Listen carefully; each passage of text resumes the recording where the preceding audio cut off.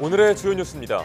윤석열 대통령이 의대 증원 강행 방침을 다시 한번 강조하자 전국 대학병원 교수들이 이를 비판하며 오늘 하루 집단 휴진에 나섭니다.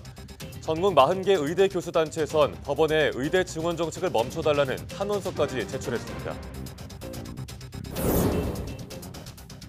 원전에 설치된 수소 제거 장치가 성능이 떨어져 국내 14개 원전에선 중대 사고 발생 시 수소 농도를 10% 아래로 유지하지 못하는 걸로 확인됐습니다.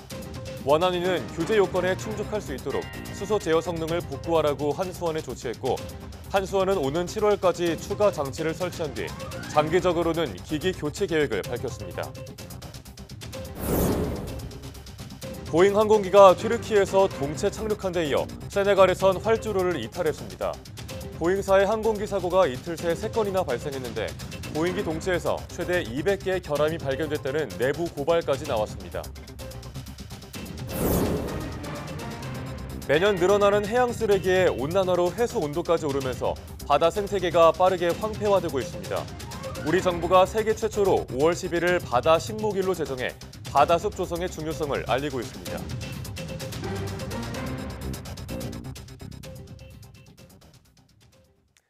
여러분 안녕하십니까? 5월 10일 사이언스 투데이입니다. 윤석열 대통령은 어제 기자회견을 통해 의료개혁에 대한 의지를 다시 한번 강조했습니다. 의정 갈등과 관련해선 의료계가 단일한 의견을 내놓지 못해 협의가 어려웠다고 지적했는데 의료계는 처음부터 원점 재검토를 요구했다고 반박했습니다. 김주영 기자가 보도합니다. 윤석열 대통령은 지난 4월 초 담화와 마찬가지로 이번에도 의료개혁의 필요성을 거듭 내세웠습니다. 의료 수요가 늘어나는 데다 지역과 필수 의료를 강화하기 위해서는 의사 증원이 필수적이라고 설명했습니다. 계속되는 의정 갈등에 대해서는 의료계에 통일된 의견이 없어 협의에 어려움을 겪고 있다고 지적했습니다. 다양한 의료계 단체들이 통일된 어떤 입장을 가지지 못하는 것이 정말 이 대화의 걸림돌이고, 저희가 그동안 1년 넘도록 이렇게 진행해 오는 동안에 이런 한 번도 이런 통일된 의견을 받아보지를 못했고요. 의료계는 답답하다는 분위기입니다. 의사들의 온라인 커뮤니티에는 의대를 몇 명 증원할지에 대한 숫자를 말하지 않으면 통일된 의견이 아니냐는 비판이 이어졌습니다. 의대 교수들도 반발하기는 마찬가지입니다. 최창민 전국 의대교수 비대위원장은 YTN과의 통화에서 핵심적인 입장은 바뀐 적이 없다고 설명했습니다. 현재 진행하고 있는 의대 정원 확대 절차를 멈추고 협의를 통해 내년 정원을 정하자는 것이 통일된 입장이라는 겁니다. 강희경 서울의대 교수 비대위원장도 지속적으로 주장하는 원점 재검토가 무조건 증원을 하지 말자는 것은 아니라며 합리적 기준에 따른 논의가 먼저라고 강조했습니다. 이런 가운데 전국 의대사나 병원 상당수가 오늘 전국적인 하루 휴진에 나섭니다. 대통령의 담화가 의정 간 대화에 물꼬를 트지 못한 것으로 보이는 상황에서 의대 교수들의 휴진 규모는 더욱 늘어날 전망입니다. YTN 김주영입니다. 네, 방금 전해드린 것처럼 오늘 하루 동안 전국 곳곳의 의과대학 교수들이 동시에 휴진합니다. 특히 서울 시내 주요 상급 종합병원인 서울대병원과 서울아산병원, 세브란스, 서울성모병원 등도 포함됩니다. 앞서 지난달 30일과 지난 3일에 이뤄진 휴진은 일부 병원 차원에서 진행된 휴진이었지만 오늘은 전국 단위로 동시에 이뤄지는 겁니다. 다만 응급이나 중증, 입원 환자에 대한 진료와 수술은 유지되며 이후에는 주 1회 휴진을 본격화하겠다는 계획입니다. 의대 교수 2,997명이 의대 증원 집행정지를 인용해달라며 가처분 심리를 맡은 서울고등법원에 탄원서를 냈습니다. 전국의대교수협의회는 어제 재판부에 탄원서를 내며 재판부가 공정하고 현명한 판결을 내려주면 원점으로 돌아가 사회적인 논의를 시작할 수 있다고 밝혔습니다. 협의회는 또 재판부가 의대 정원 확정을 하지 말 것을 요청했음에도 정부는 모집 현황을 발표하며 사법부 권위에 도전했다고 주장했습니다. 협의회는 정부가 고집스럽고 강압적인 폭주 행정을 벌이고 있다며 이제라도 행정 절차를 철회하고 의사수에 대한 과학적인 연구를 진행한 뒤 결정하자고 덧붙였습니다. 이렇게 의료계의 반발이 이어지는 가운데 정부는 오늘 의료개혁특별위원회 2차 회의를 엽니다. 대한의사협회와 전공의 등이 빠진 채 출범한 의료개혁특위는 앞서 1차 회의에서 중증 필수의료 보상 강화 등 4대 과제를 선정했고 오늘 회의에선 특위사나 전문위원회 구성과 운영 방안을 논의할 예정입니다.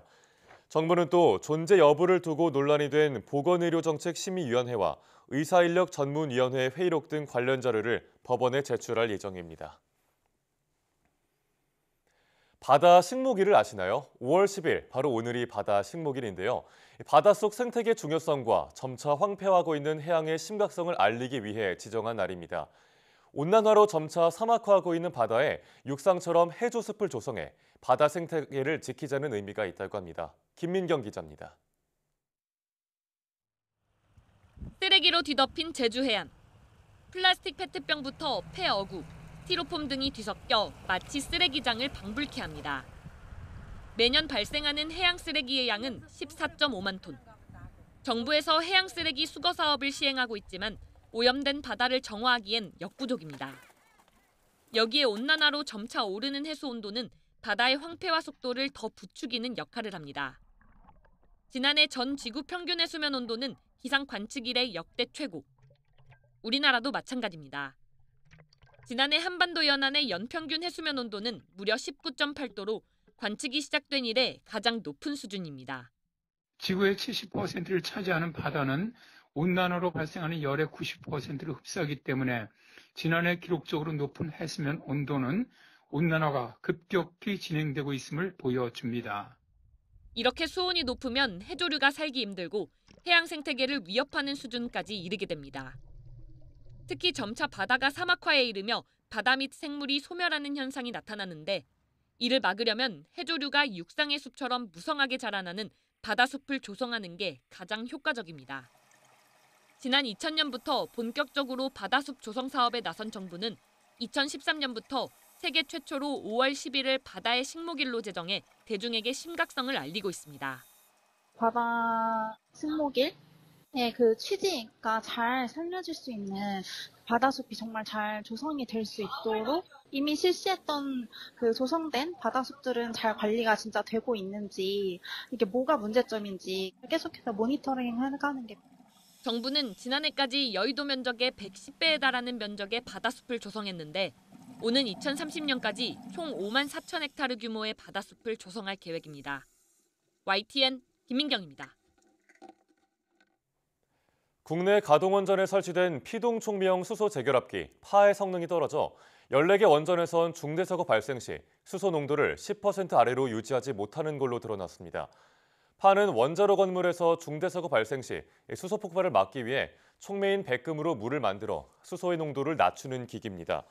원자력안전위원회는 공익 신고에 따른 파 수소 제거율 실험 결과와 결과 검토안을 보고받은 결과 원자로 정지와 같은 긴급 안전조치가 필요하진 않지만 14개 원전에서 중대사고 규제 요건을 충족하지 못한다면서 수소 제어 성능을 복구할 것을 한수원에 요구했다고 밝혔습니다. 이에 한수원은 오는 7월까지 파를 추가 설치하고 장기적으로는 2026년까지 기기 교체 등을 통해 인허가 당시에 받은 수소 제거 성능을 갖추겠다고 답했습니다. 이번 실험은 지난 2021년 1월 국민권익위원회에 국내 파 제작사 세라컴의 파 수소 제거율이 한수원 구매 규격에 못 미친다는 공익 제보가 들어오면서 이를 검증하기 위해 진행됐습니다. 국내외 최첨단 드론 기술을 한눈에 살펴볼 수 있는 2024 대한민국 드론 박람회가 인천 송도에서 사흘 일정으로 열리고 있습니다. 박람회에선 세계 드론 축구대회가 열리고 다양한 차세대 최첨단 드론과 곳곳에서 실제 운용되는 사례들이 눈길을 끌고 있습니다. 강태욱 기자가 취재했습니다. 지난해 12월 이른바 메이저 대회에서 우승한 스타즈 팀이 맞붙은 상대는 최근 두각을 나타낸 샤크팀. 5대의 드론이 공격과 방어를 펼치며 3분 동안 치열한 접전을 벌였습니다. 숨 쉴 틈 없이 이뤄진 공방 끝에 승부는 15대 12. 최소 5년 이상 경력에 하루 5시간 이상 훈련하는 우리 선수들은 이 분야에서 전 세계 최상급. 드론 축구볼을 잘 날리게 되면은 모든 드론을 다 쉽게 조종할 수 있는 능력이 생깁니다. 왜냐하면 드론 축구볼은 수동 모드로 조종을 해야 되기 때문에 굉장히 동체 시력과 조종 능력이 많이 필요합니다. 국토교통부는 드론 축구 대회를 키우기 위해 매년 세계 대회를 개최한다는 계획입니다. 더 나아가 전 세계에서 누가 가장 빠르게 드론을 날릴 수 있는지를 판가름하는 시합도 열기로 했습니다. 첫 국제 드론 레이싱 대회를 오는 10월 전남 영암의 F1 경기장에서 열기로 한 겁니다. 우리나라가 드론 레이싱 분야에서는 세계 강국입니다. 드론 축구도 저희가 종주국이고요. 그래서 이런 레이싱 국제대회를 개최함으로써 드론 산업을 더 활성화시키고 드론 저변 확대를 통해서 드론 인구를 더 확대시키려는 목적이 있습니다. 박람회에서는 다양한 차세대 드론은 물론 실제 곳곳에서 운용되는 사례들도 전시됐습니다. 특히 적이나 확인되지 않은 드론을 전파 교란으로 무력화하는 대드론 통합체계도 선보였습니다. 경찰청과 김포공항 등 주요 국가시설에 납품돼 실제 운용되고 있는 시스템입니다. 또 영국과 프랑스 등 전 세계 11개 나라에서 상용화한 드론 비행기가 선보였고 섬과 항만, 공원 등 차량의 접근이 어려운 곳에 배달하는 드론 배송 센터와 시스템도 볼 수 있습니다. YTN 강태욱입니다. 영국에서 청각장애를 안고 태어난 아기가 유전자 치료를 통해 청력을 회복했다고 AP통신 등이 보도했습니다. AP통신은 태어날 때부터 청각장애를 갖고 있어 거의 아무것도 듣지 못했던 18개월 된 오팔 샌디가 유전자 치료법으로 유전성 난청을 치료해 거의 정상 청력을 되찾았다고 보도했습니다. 유전자 치료로 청력을 회복한 건 이 아기가 세계 최초라고 언론들은 전했습니다. 오팔은 소리를 뇌로 전달하는 신경자극이 방해받는 청각신경병증이란 질환으로 인한 청각장애를 갖고 태어났습니다. 청각신경병증은 귀의 세포가 청각신경과 소통할 수 있게 단백질을 생성하는 OTOF 유전자의 결함 때문에 발생할 수 있습니다. 지난해 9월 케임브리지 대학병원에서 수술을 받고 청력을 회복한 오팔의 엄마 조 샌디는 아기가 박수 소리에 처음 고개를 돌렸을 때 정말 믿을 수 없었다고 당시 느낀 감격을 전했습니다.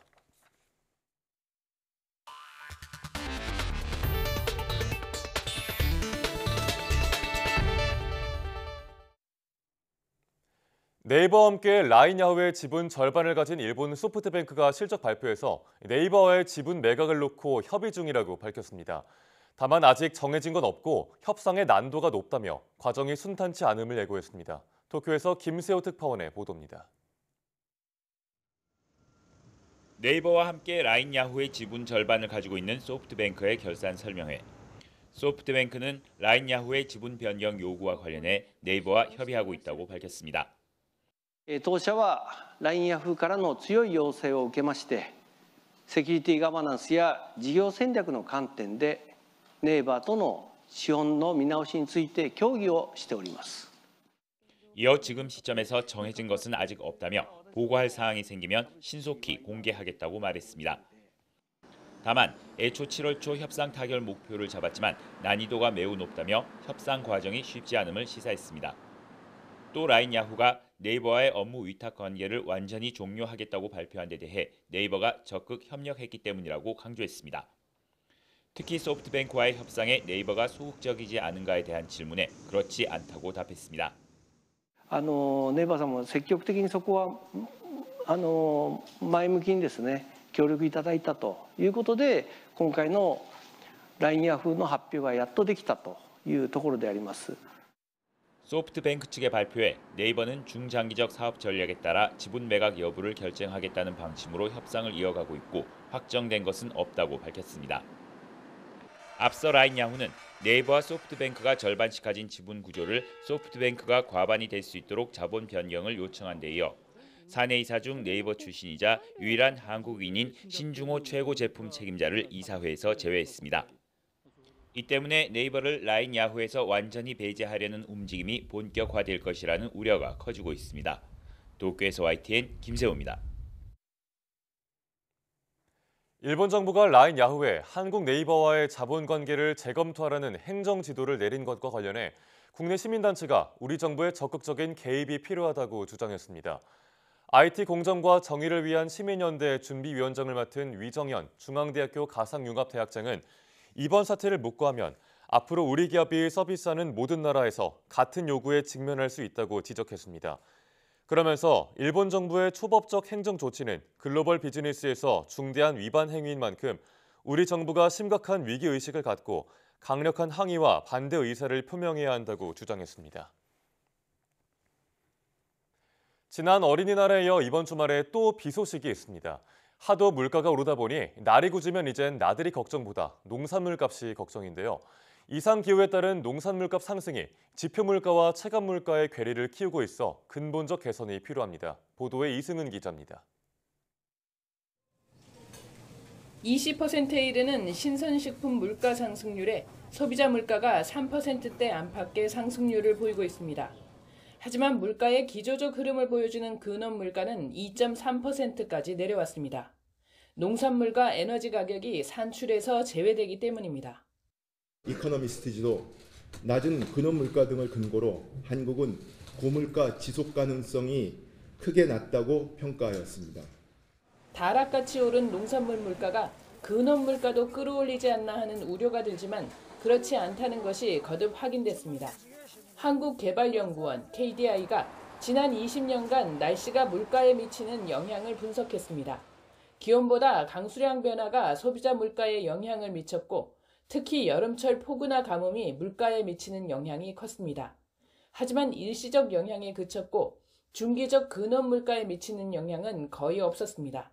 따라서 신선식품 가격 변동에 통화 정책을 통해서 대응할 필요는 좀 바람직하지 않은 방향이라고 생각이 됩니다. 안정적인 공급을 유도할 수 있는 그런 구조적 방안을 통해서 이를 해결할 필요가 있다고 생각이 됩니다. 전문가들은 수입 물량을 늘리는 건 단기적 처방에 그쳐야 하고 유통구조 개선과 품종 개량, 기술 혁신으로 식량 자급도를 높이고 물가에도 대응해야 한다고 조언합니다.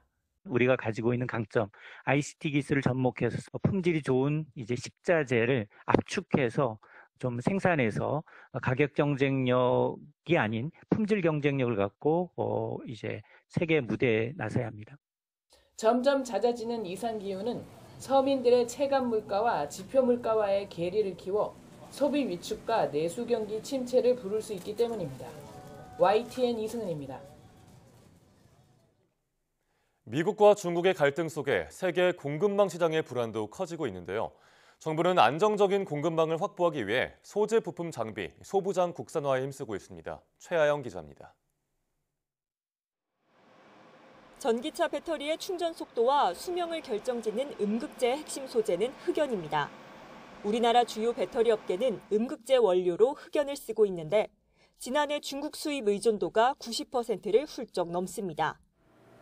그런데 이 기업은 지난 2019년 세계 최초로 포르쉐 전기차에 실리콘 음극재를 상용화했습니다. 수입 비중이 높은 흑연을 대체할 기술 개발에 성공한 결과입니다.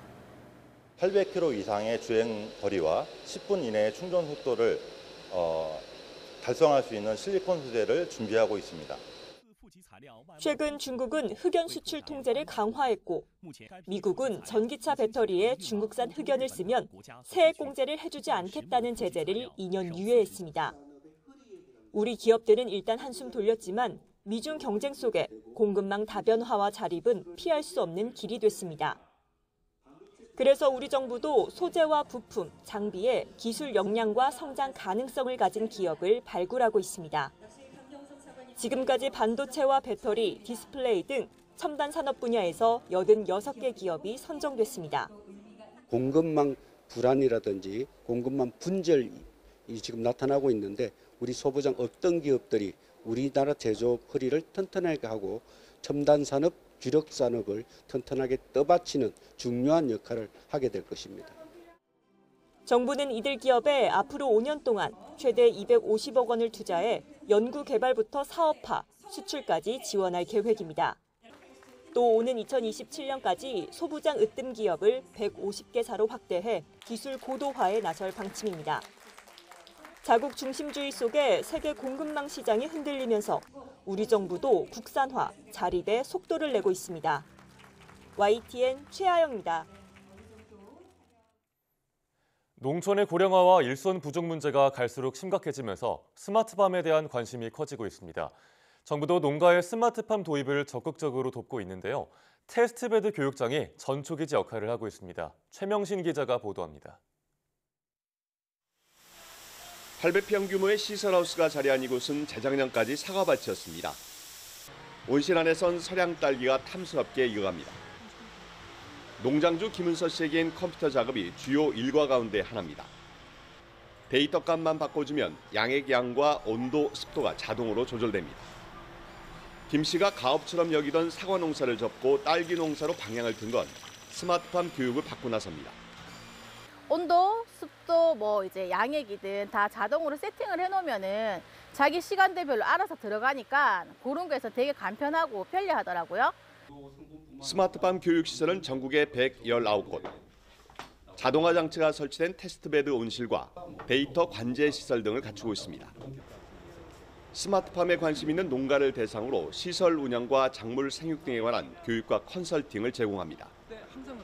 지난 5년간 6만 8천여 명이 교육을 받았는데 이 가운데 2,300여 명이 스마트팜으로 전환했습니다.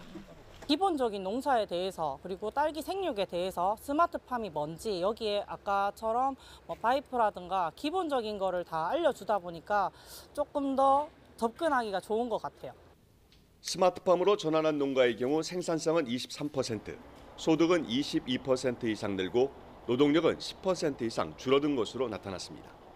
시설의 자동화라든지 편의성이 제공이 돼서 그 인기가 높고요. 또 두 번째로는 데이터를 통해서 객관적인 과학 용농을 구현이 가능하기 때문에 특히 청년들에게 인기가 많은 것 같습니다. 농진청은 스마트팜 교육장을 2027년까지 150곳으로 늘려나갈 계획입니다. YTN 최명신입니다. 튀르키예에서 보잉 화물기가 동체로 비상 착륙하는 사고가 난 데 이어 세네갈에서는 여객기가 활주로를 이탈하는 등 보잉사 항공기 사고가 이틀 새 3건이나 발생했습니다. 이런 가운데 보잉사 항공기 부품 생산 과정에서 수백 개의 결함을 발견했다는 내부 고발자의 추가 폭로까지 나왔습니다. 박영진 기자가 보도합니다. 한밤중 시뻘건 불길에 쌓인 여객기에서 승객들이 서둘러 빠져나옵니다. 현지 시간 9일 아프리카 세네갈 수도 다카르 공항에서 승객과 승무원 등 85명을 태우고 이륙하던 여객기가 활주로를 이탈했습니다. 기체에 불이 붙으면서 탑 승객들은 비상 탈출했고 이 과정에서 승객 10여 명이 다쳤습니다.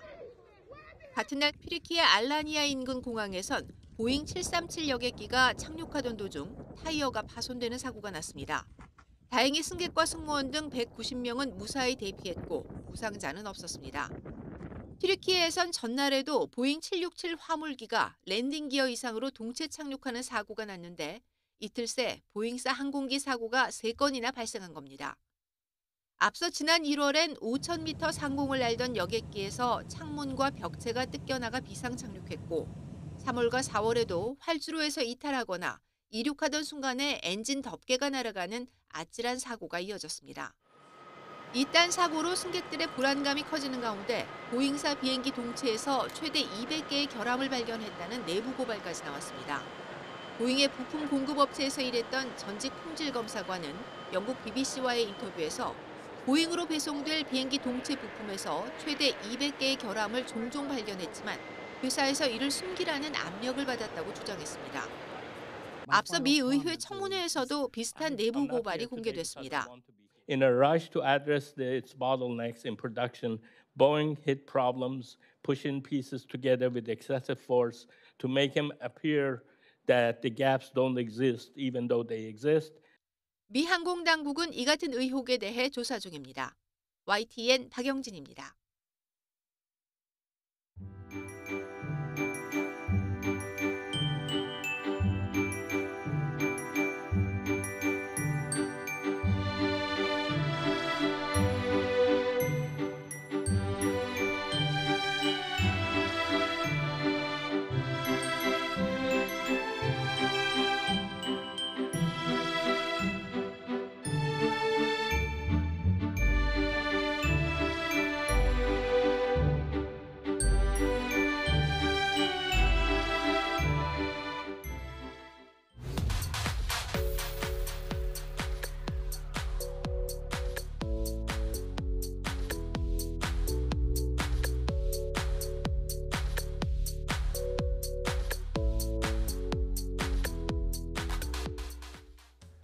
(5월 10일) 오늘이 바다 식목일이라는 소식 앞서 전해드렸죠. 세계 최초로 제정된 지 10년이 넘었지만 아직 대중에게 많이 알려지진 않았습니다. 바다 식목일과 바다숲 조성 사업이 더 알려지고 활성화돼 해양 생태계 보호에 도움이 되길 기대합니다. 뉴스 마칩니다. 고맙습니다.